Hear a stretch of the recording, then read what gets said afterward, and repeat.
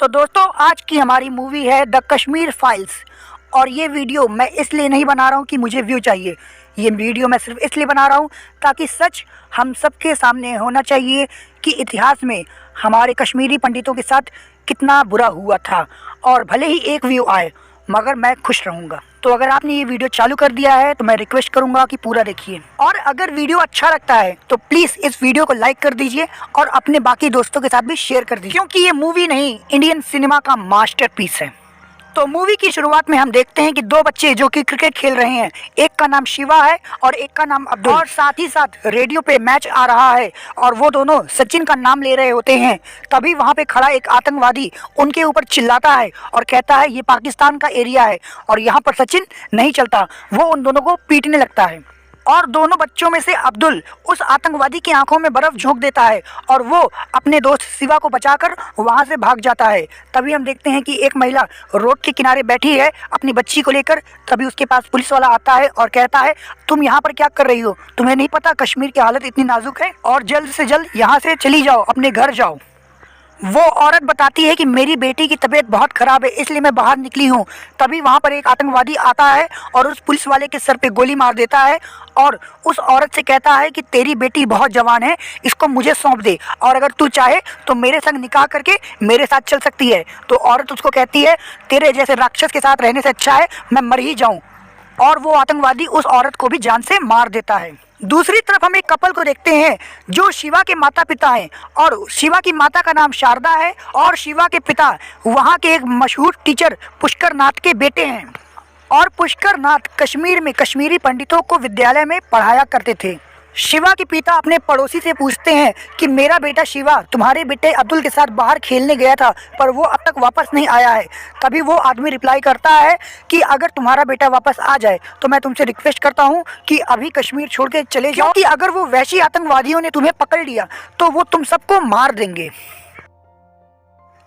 आगे हम पंडित पुष्कर नाथ जी को देखते हैं जो कि हर साल रामलीला में शिव जी का रोल निभाते थे। वो मंदिर पर बैठ के तैयारी कर रहे होते हैं और हमें अगला सीन दिखाया जाता है कि शिवा की माँ शारदा अपने पति से कहती है कि आतंकवादी आ गए हैं और मैं तुमसे रिक्वेस्ट करती हूँ कि तुम जाके पीछे गेहूं वाले ड्रम में छुप जाओ ताकि कोई तुम्हें देख ना पाए। उसका पति गेहूं वाले ड्रम में तो जाके छुप जाता है लेकिन एक आतंकवादी उसको देख लेता है और वो उसको गोली मार के उसकी हत्या कर देता है। और तभी वहां पर पुष्कर नाथ भी पहुंच जाता है। पुष्कर नाथ उस आतंकवादी को देख के पहचान जाता है क्योंकि वो आतंकवादी उसका ही पुराना स्टूडेंट होता है। पुष्कर नाथ उससे बोलता है कि बेटा मैंने तुम्हें पढ़ाया है, तुम मेरे साथ ऐसा कैसे कर सकते हो। तो वो आतंकवादी कहता है कि मैं तेरा कोई स्टूडेंट नहीं हूँ, तूने जो पढ़ाया था सब मैं भूल गया हूँ, अब मैं यहाँ का लीडर हूँ और मैं जो बोलूँगा तुझे वो करना पड़ेगा। फिर वो शिवा की माँ से कहता है कि अगर तुझे अपने बेटे की जान बचानी है तो तेरे पति का जो खून इस गेहूं में लगा है तुझे इसे चबाना पड़ेगा वरना मैं तेरे बेटे को जान से मार दूंगा। तभी सीन शिफ्ट होता है हमारे मिथुन चक्रवर्ती जी पर जिनका नाम देवदत्त है और वो अखबार को पढ़ रहे होते हैं और उन्हें देखने को मिलता है कि कश्मीर में फिर 8 मासूम लोगों को आतंकवादियों ने मारकर खत्म कर दिया है। और वो उस पेपर की कटिंग को एक फाइल में कलेक्ट कर रहे होते हैं ताकि वो इसकी डिटेल अपने पास रख सकें। आगे हम देखते हैं कि देवदत्त के पास 3 लोग आते हैं और ये देवदत्त के पुराने दोस्त होते हैं। वो उसके पास एक ज़रूरी काम से आते हैं और वो ज़रूरी काम ये है कि पुष्कर नाथ जो कि कश्मीर के स्कूल में पंडित थे और पढ़ाया करते थे, अस्थियों का आज विसर्जन करना था और उनकी ये ख्वाहिश थी अगर मैं जब भी मरूं तो मेरी अस्थियों को मेरे दोस्तों के साथ बहाया जाए, मतलब कि मेरे दोस्तों के सामने बहाया जाए। और तभी हम देखते हैं कि वहाँ पर पुष्कर नाथ का नाती कृष्णा भी पहुँच जाता है और सभी कहते हैं कि कोई भी कृष्णा से इसके बारे में बात नहीं करेगा। कृष्णा इन बातों से काफ़ी अनजान रहता है। आगे हम देखते हैं कि कृष्णा जो कि जेएनयू का स्टूडेंट था, वहाँ पर एक लड़की राधिका मेनन नाम की थी जो वहाँ पर सभी स्टूडेंट को भड़का रही होती है कि कश्मीर कभी भी भारत का हिस्सा नहीं था, भारत वालों ने उसे ज़बरदस्ती ऑक्यूपाई किया था और आज कश्मीर के लोगों पर अत्याचार हो रहा है और हम ये सब बैठकर नहीं देख सकते। कुल मिलाकर ये बच्चों को भड़का रही होती है अपने ही देश के खिलाफ विरोध करने के लिए। तभी वहाँ पे कृष्णा भी आ जाता है और कृष्णा बोलता है कि मैडम आपने सब कुछ तो बता दिया लेकिन एक बात बताई नहीं कि वहाँ पर कितने हिंदू लोगों को मारा गया था। उस समय कश्मीर में 7,000 से ज़्यादा हिंदू लोगों को एक रात में जान से मार दिया गया था। और ये बात सुनते ही बाकी स्टूडेंट कृष्णा को धमकाने लगते हैं और चुप कराने लगते हैं। तभी राधिका उसको वहाँ से ले जाती है और कोने में ले जाके बताती है कि सुनो, कश्मीर में उस दिन केवल 200 लोग ही मारे गए थे और जो सरकारी आंकड़ा है वो झूठा है। वो कहती है कि तुमने जो भी हिस्ट्री में पढ़ा है वो सब झूठ है, और वो कृष्णा को अपनी बातों में उलझा लेती है और कृष्णा का ध्यान वहाँ से भटका देती है। कृष्णा भी उसकी बातों में आ जाता है। आगे हम देखते हैं कि ब्रह्मदत्त की वाइफ खाना बना रही होती है और तभी ब्रह्मदत्त उसको कहता है कि जो भी ननुरों को नहीं पहचानता, ये एक कश्मीरी डिश है, तो जो भी इसको नहीं पहचानता वो कश्मीर को नहीं पहचानता। और तभी सीन वहाँ से पास्ट में शिफ्ट होता है और हमें दिखाया जाता है कि मुफ्ती मोहम्मद शहीद की जो बेटी है उसको किडनैप कर लिया गया है, जिसके कारण मजबूरी में भारत सरकार को आतंकवादियों की बात माननी पड़ रही है। तभी हम देखते हैं कि पुष्कर नाथ ब्रह्मदत्त के पास पहुंचता है और बताता है कि आतंकवादियों ने मेरे बेटे को अपनी हिट लिस्ट में रखा है, बताओ भाई मैं अपने बेटे को कैसे बचाऊं। ब्रह्मदत्त उसको विश्वास दिलाता है कि मैं तुम्हारे बेटे को बचाऊंगा और मैं तुम्हें घर तक छोड़ने भी जाऊंगा। और तभी हम देखते हैं कि वो दोनों बाजार जाते हैं और वहाँ पर सब्जी खरीद रहे होते हैं। तभी सब्जी वाले को जब वो पैसे देते हैं तो वो भारतीय पैसा होता है और सब्जी वाला उनको पाकिस्तानी पैसे वापस करता है। तो ब्रह्मदत्त उससे पूछता है कि तुमने मुझे पाकिस्तानी पैसे क्यों वापस किए, तो वो सब्जी वाला कहता है कि ये हिस्सा अब पाकिस्तान का है और तुम्हें पाकिस्तानी पैसे की आदत डाल लेनी चाहिए। तभी ब्रह्मदत्त उस सब्जी वाले को पुलिस वालों से पकड़वा देता है। और हम देखते हैं कि एक बच्चा ब्रह्मदत्त की गाड़ी के सामने आ जाता है और वो उसको अखबार दिखाता है जिसमें हली गलीब लिखा होता है। इसका मतलब ये होता है या तो तुम मुसलमान में कन्वर्ट हो जाओ, या तो मर जाओ, या तो यहाँ से भाग जाओ। आगे हम देखते हैं कि कुछ औरतें आपस में बहस कर रही होती हैं और तभी वहाँ पे ब्रह्मदत्त की गाड़ी रुकती है और ब्रह्मदत्त से वो महिला कहती है कि ये महिलाएं हमें अनाज नहीं लेने दे रही हैं, हम हिंदू हैं और ये मुस्लिम हैं, ये हमारे हिस्से को अनाज को या तो ज़मीन पे फेंक दे रही हैं या तो जला दे रही हैं और हम तक नहीं पहुंचने दे रही हैं। आप ही बताइए हम बिना अनाज के कैसे जिंदा रहेंगे, हम क्या खाएंगे। वो औरत ब्रह्मदत्त से कहती है कि इन मुस्लिम महिलाओं का मानना है कि ये हमारा देश नहीं है, ये हमारा इलाका नहीं है और ये हमें यहाँ से निकालना चाहते हैं। अब आप ही बताइए हम करें तो करें क्या। आगे हमें दिखाया जाता है कि पुष्कर नाथ अपने चारों दोस्तों के साथ बैठकर ताश खेल रहा होता है और वहाँ पर उसकी बीवी उससे कहती है कि हमारे सीएम को तो केवल बॉलीवुड की लड़कियों को गाड़ी पे बैठाकर घुमाना आता है, वो हमारे लिए कुछ नहीं कर रहे हैं। और फिर हम सीन देखते हैं कि एक बच्ची जो कि स्कूल जा रही होती है, वहाँ पर दो पुलिस वाले आते हैं और वो उसको एक गुलाब का फूल देते हैं, वहीं पर भारत का तिरंगा झंडा भी लगा होता है। वो बच्ची खुश हो जाती है और तभी वहाँ पे आतंकवादी आ जाते हैं और वो उन दोनों पुलिस वालों को जान से मार देते हैं और भारत का झंडा निकाल के फेंक देते हैं और पाकिस्तान का झंडा वहाँ पर लगा देते हैं। आगे हमें दिखाया जाता है कि ब्रह्मदत्त वहाँ के emergency chief minister Farooq Abdullah के पास जाता है और कहता है कि सर हमारे यहाँ पर लॉ एंड ऑर्डर पूरी तरीके से डिस्टर्ब हो गया है, लोग हिंदुओं को मार रहे हैं, उनके साथ अत्याचार कर रहे हैं और आप हमको कोई भी हेल्प नहीं कर रहे हैं, अब ऐसे कैसे चलेगा। तो वो फारूक अब्दुल्ला कहता है कि सुनो, तुम जो हो अपने काम से काफ़ी थक गए हो, अब तुम्हें आराम की ज़रूरत है। ये बोल के वो ब्रह्मदत्त को सस्पेंड कर देता है क्योंकि वो भी एक मुसलमान होता है और उसका झुकाव पाकिस्तान और आतंकवादियों की तरफ होता है। और हम देखते हैं कि वहाँ पर एक आतंकवादी भी होता है जो ब्रह्मदत्त को अपनी गोली का निशाना बनाना चाहता है पर वो नहीं बना पाता। और फिर सीन पास्ट से प्रेजेंट में शिफ्ट होता है और हम देखते हैं कि राधिका मेनन कृष्णा के माइंड को मैनिपुलेट कर रही हैं और उससे कह रही हैं कि तुम भी हमारे साथ में, क्योंकि तुम भी कश्मीरी हो और ये सरकार झूठी है और तुम हमारे साथ मिल जाओगे तो हमारी ताकत बढ़ जाएगी। कृष्णा भी बातों में मैनिपुलेट हो जाता है और वो भी भारत सरकार के खिलाफ प्रोटेस्ट में शामिल हो जाता है। आगे हम देखते हैं कि पुष्कर नाथ अपने नाती कृष्णा को समझा रहे होते हैं कि तुम कश्मीर के खिलाफ क्यों बोल रहे हो, मतलब तुम भी अलगाववादियों के साथ मिल गए हो। जिस कश्मीर से हमें रातों रात धक्के मार के निकाल दिया गया है, तू उस कश्मीर को भारत का हिस्सा नहीं मानता है। हाँ, क्या तू भी उन आतंकवादियों के जैसे बनना चाहता है। ये बात सुन के कृष्णा गुस्सा हो जाता है और वो अपनी दादा की बातों को इग्नोर कर देता है। और तभी हम देखते हैं कि पुष्कर नाथ को काफ़ी स्ट्रेस हो जाता है और वो बीमार पड़ने लगते हैं। अब सीन शिफ्ट होता है ब्रह्मदत्त के घर की तरफ, जहाँ पर तीनों दोस्त एक स्पेशल वाइन को खोल रहे होते हैं और वो तीनों उसको पीकर सेलिब्रेट कर रहे होते हैं। और हमें दिखाया जाता है कि कृष्णा ब्रह्मदत्त की बीवी के साथ बातें कर रहा होता है और वो उसके घर में लगी पुरानी फ़ोटो को देख रहा होता है और कहता है कि मैं अपने माता पिता की पुरानी फ़ोटो देखना चाहता हूँ।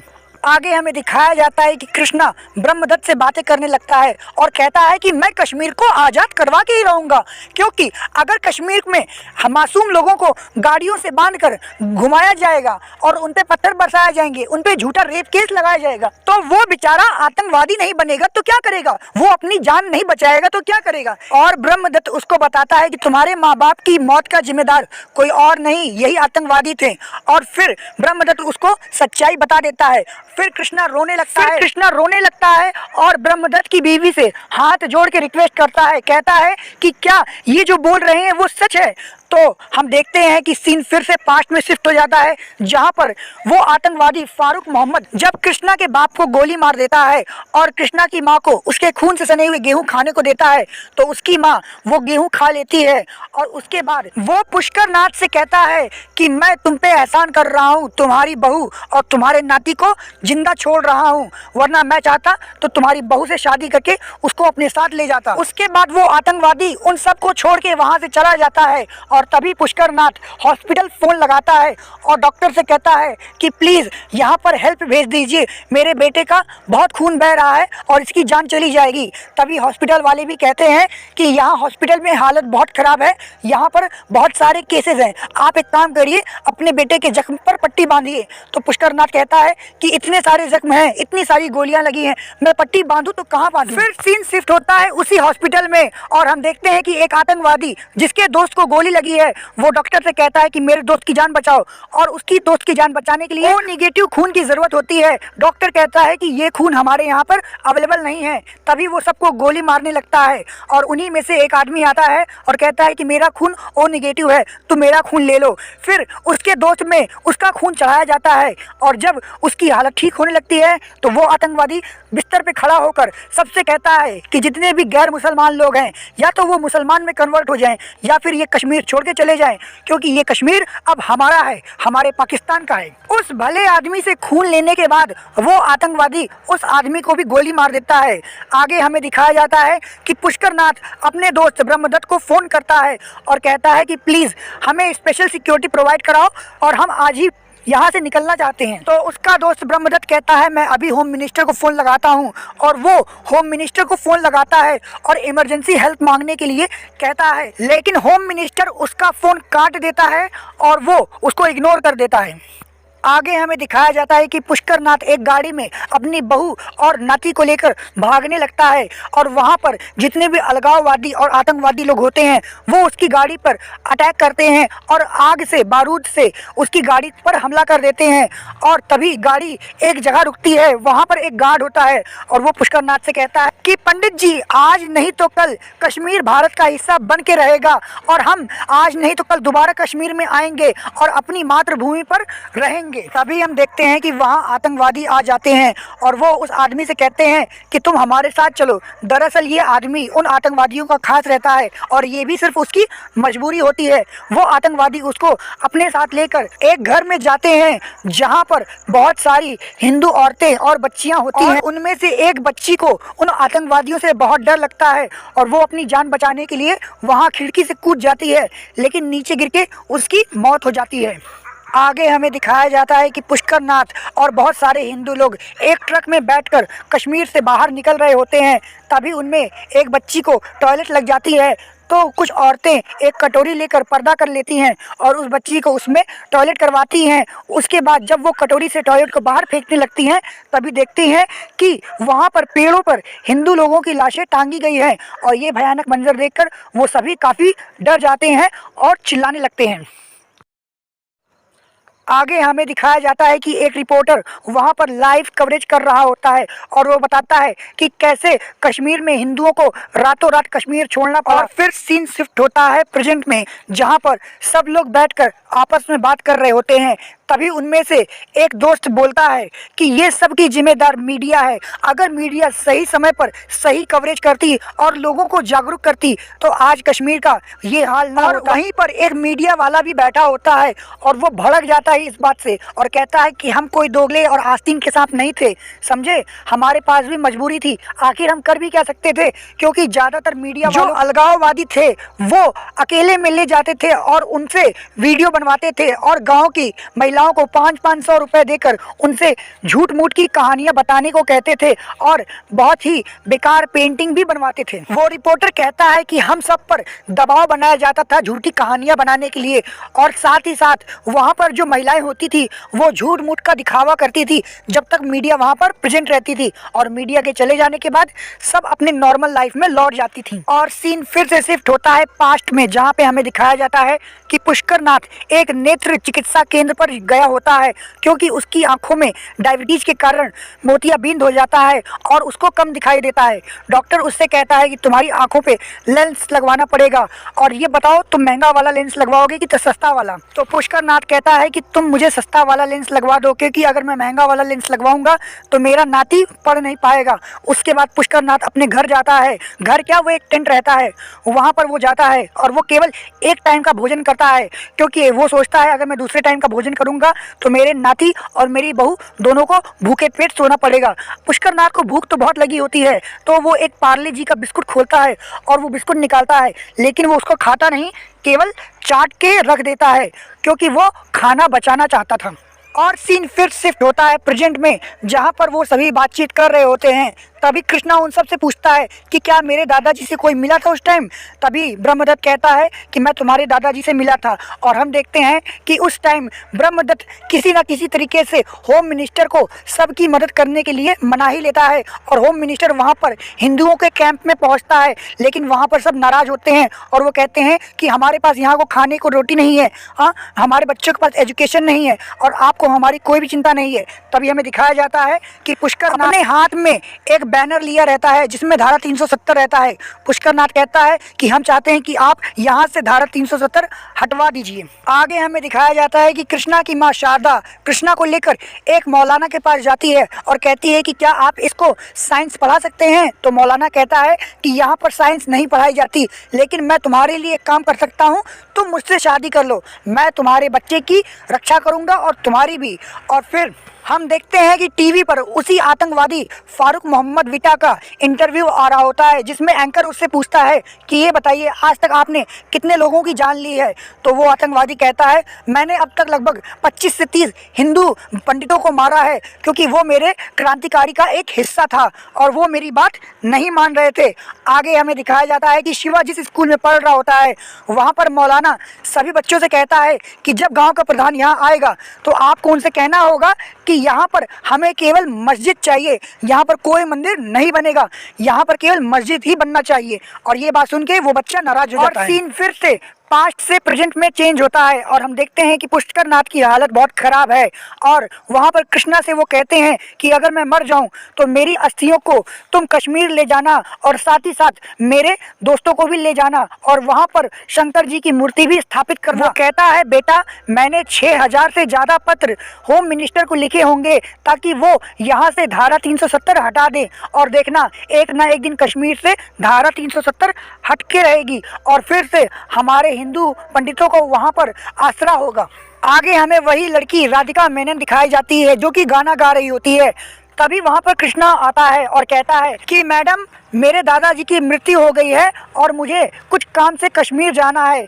तभी राधिका कृष्णा से कहती है देखो तुम जैसा सोच रहे हो वैसा कुछ भी नहीं है, सुनो मेरे कुछ कांटेक्ट हैं कश्मीर में और जब तुम वहाँ जाओगे तो तुम्हें वो सब सारी सच्चाई दिखाएंगे।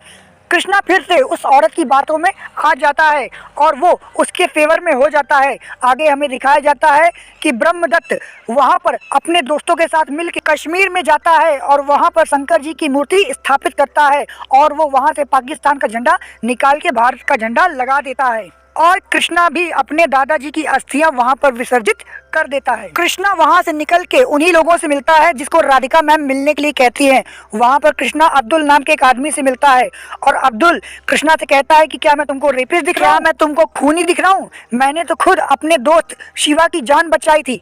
उसके बाद हम देखते हैं कि कृष्णा वहां से जाता है और वो उसी फारूक मोहम्मद विटा से मिलता है और वो फारूक मोहम्मद आतंकवादी कहता है कि हमने किसी भी हिंदू भाई को नहीं मारा। मारा, उनका मर्डर खुद भारत के ही जो फौजी थे उन्होंने किया था और उन्होंने ही वहाँ पर हिंदू महिलाओं के साथ रेप भी किया था। कृष्णा उस आतंकवादी की बातों में आ जाता है और फिर कृष्णा वहाँ से निकल के जब ब्रह्मदत्त के पास पहुँचता है तो ब्रह्मदत्त उससे पूछता है, बेटा कहाँ गए थे? कश्मीर, अपने कश्मीरी दोस्तों से मिलने या फिर वहाँ पर जो टेररिस्ट हैं उनका साथ देने? तो कृष्णा ब्रह्मदत्त से कहता है कि आप सभी मुझसे झूठ बोल रहे हैं, आप सभी झूठे हैं, वहाँ पर कोई भी आतंकवादी नहीं है, वो सभी क्रांतिकारी हैं और कश्मीर में जितने भी हिंदुओं का कत्ल हुआ था वो खुद वहाँ के फौजियों ने किया, उन्हीं फौजियों ने ही वहाँ पर उनकी बहन बेटियों के साथ रेप भी किया था। ये बातें कृष्णा के मुंह से सुन के ब्रह्मदत्त बहुत गुस्सा हो जाता है और वो कहता है कि तुम्हारा दिमाग खराब हो गया है, तुम इस देश के लिए अभिशाप हो, तुम्हारे जैसे ही लोग इस देश को कलंकित करते हैं। तुम्हें अगर सच सुनने का इतना ही शौक है तो चलो मैं तुम्हें सच दिखाता हूँ। तभी वो कृष्णा को एक कमरे में ले जाते हैं और कृष्णा के हाथों में 3 फाइल देते हैं जहाँ पर लिखा होता है कश्मीर पॉलिटिक्स, कश्मीर किलिंग्स और कश्मीर जेनोसाइड। ये वो किताबें हैं जहाँ पर कश्मीर में हुए सभी कांडों की विवरण दिया होता है। कृष्णा उस फाइल को पढ़ता है और वो रोने लगता है और उसे विश्वास हो जाता है कि उस आतंकवादी मोहम्मद फारूक ने जो भी बातें बोली थी वो सब झूठी थी। और फिर हम देखते हैं कि उस दिन जब ब्रह्मदत्त उस आतंकवादी के सामने खड़ा था तो उस आतंकवादी ने ब्रह्मदत्त को गोली क्यों नहीं मारी थी? क्योंकि ब्रह्मदत्त ने उससे पहले अपने डीजीपी दोस्त की बंदूक निकाल के उस आतंकवादी को गोली मार के ख़त्म कर दिया था। आगे हमें दिखाया जाता है कि जेएनयू में कृष्णा की जो मैडम होती हैं राधिका, वो गाना गा रही होती हैं और तभी स्टेज पे कृष्णा को भी संबोधित करने के लिए बुलाया जाता है और कृष्णा जब उनके सामने आता है तो वो सारी सच्चाई सभी स्टूडेंट को बता देता है।